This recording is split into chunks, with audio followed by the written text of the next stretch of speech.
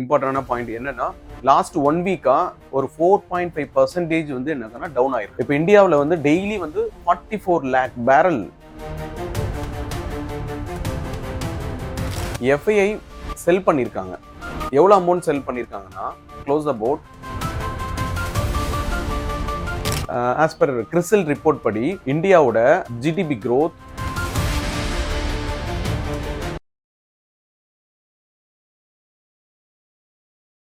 Hi everyone, this is Karthik from KNV Capital Service. So last week வந்து market update பத்தி போட்டிருந்தோம்.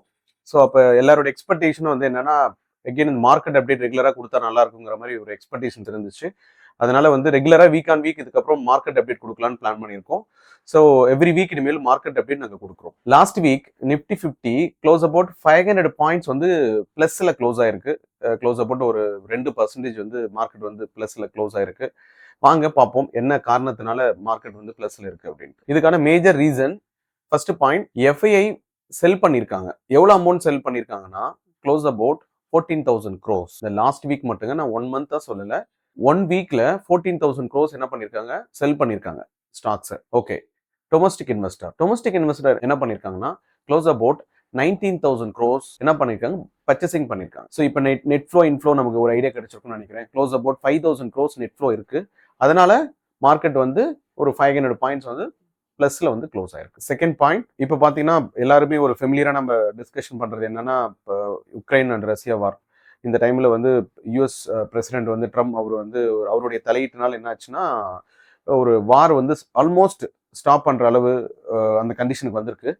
இதனால என்னன்னா, குளோபலா வந்து எக்கனாமிக் ஒரு positive side. Third point, as per CRISIL report படி இந்தியாவோட ஜிடிபி growth 6.5 to 7% இருக்கும் அப்படிங்கிற மாதிரி ஒரு ரிப்போர்ட் கொடுத்துருக்காங்க.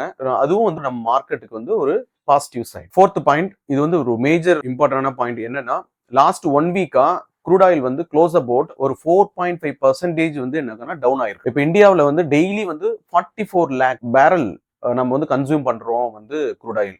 இப்போ திங்க் பண்ணிக்காங்க, ஆல்மோஸ்ட் டெய்லி வந்து நம்மளுடைய டிரான்சாக்ஷன் க்ளோஸ் அபவுட் ஒரு 2,500 crores வந்து நம்ம வந்து பர்ச்சேசிங் பண்ணிட்டு இருக்கோம். ஸோ இந்த டைம்ல 4% அப்படிங்கும் போது எனர்ஜி அண்ட் மெட்டல் கம்பெனி வந்து நல்ல ப்ராஃபிட் பார்ப்பாங்க. அதனால பாசிட்டிவா வந்து மார்க்கெட்ல இருக்கு. அதுவும் ஒரு ரீசன் வந்து நம்மளுடைய மார்க்கெட் வந்து இந்த வீக் வந்து பிளஸ் ஆனதுக்கு ரீசன். இது வரைக்கும் நம்ம லாஸ்ட் வீக் ஏன் மார்க்கெட் வந்து பிளஸ்ல போச்சு அப்படின்னு நம்ம பார்த்தோம். இப்போ என்ன பண்றோம்னா, நெக்ஸ்ட் வீக் வந்து மார்க்கெட் எந்த கண்டிஷன்ல இருக்குன்னு பார்க்கலாம்.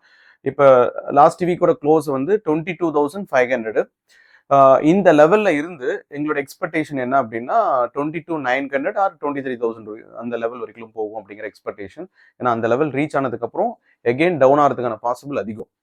ஸோ இதுதான் நெக்ஸ்ட் வீக் மார்க்கெட்டோட கண்டிஷன்ஸ் இருக்கும் அப்படிங்கிற மாதிரி. பார்ப்போம் நெக்ஸ்ட் வீக் எப்படி இருக்குன்னு. Okay, by.